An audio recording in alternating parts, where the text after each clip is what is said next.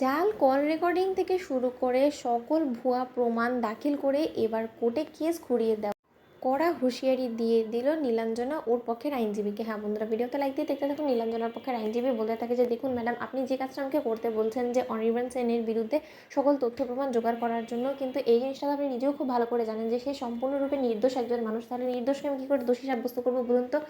অন্যদিকে নীলাঞ্জনা হাসতে থাকে এবং বলতে থাকে যে এই জিনিসটা আপনি আমাকে জিজ্ঞেস করছেন, কারণ আমি যতদূর জানি যে আপনারা তো অপকর্মের শেষ নেই। আপনি যখন তখন যে কোনো মুহূর্তে মরা মানুষকে জীবিত করে দিতে পারেন। তাহলে আপনার জন্য জাল তথ্য প্রমাণ জোগাড় করতে এতটা কঠিন হওয়ার তো কোনো কথা না, নাকি আপনি আমার সাথে চালাকি করার চেষ্টা করছেন বলুন তো? যেরকম করে আপনি জাল দলিল তৈরি করেন ঠিক সেরকম করে অনির্বাণের বিরুদ্ধে বাবুলের সাথে কথোপকথনের ভুয়া কল লিস্ট তৈরি করুন। তারপর বাবুলের সাথে যে অনির্বাণ দাদাভাই সরাসরি দেখা হয়েছে এবং বাবুলকে যে অনির্বাণ দাদাভাই সরাসরি চেক লিখে দিচ্ছে, ব্ল্যাঙ্ক চেক রাইদি ভাইকে মারার বিনিময়ে, সেই ছবিগুলো বানান। তার থেকে শুরু করে যাবতীয় যা কিছু প্রয়োজন পড়ে অনির্বাণ দাদাভাইকে ফাঁসানোর জন্য, তাকে দোষী সাব্যস্ত করার জন্য, সেই সব জোর লাগিয়ে দিন। কিন্তু কোনো মতেই যাতে অনির্বাণ দাদাভাই পার না পায় সেই ব্যবস্থাটা আপনাকে করতে হবে।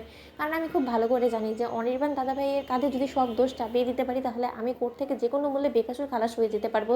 আর যদি সেটা হতে আমি সক্ষম না হই, তাতেও আমার সেকেন্ড অপশন অবশ্যই আমার কাছে আছে। কারণ এই বাবুলই হবে সেই ব্যক্তি যে কিনা আমাকে কোর্ট থেকে পালিয়ে যেতে সুযোগ করে দিবে। কি বাবুল পারবে তো? তখন বাবুল বলতে থাকে যে এসব কাজে আমি যথেষ্ট পরিমাণে এক্সপিরিয়েন্সড, এই বিষয়ে তুমি একদম কোনো টেনশন নিও না। কিন্তু সর্বপ্রথম যে কাজটা তোমাকে বুঝিয়ে দিতে বলা হয়েছে এই তোমার এই অ্যাডভোকেটকে, সেটা তুমি পরিষ্কারভাবে বুঝিয়ে দিয়েছো। তো এবার শুধু যেরকমটা তুমি বলেছো সেরকম করে যদি অ্যাডভোকেট এক্সিকিউট করতে পারে তাহলে এবার নির্দ্বিধায় তুমি বেকসুর খালাস হয়ে যেতে পারবে। আর তারপরেই আমাদের মূল অভিযান শুরু হবে, মিশন রাইকে খোঁজা। কারণ আমার যতদূর আমার কাছে খবর আছে যে রাই এখনো পর্যন্ত মরেনি এবং ও কোনো এক সহৃদয়বান ব্যক্তির পরিবারে গিয়ে আশ্রয় নিয়েছে। এবার সেই পরিবারকে খুঁজে বার করে ওকে চিরতরে আমাদেরকে শেষ করে দিতে হবে।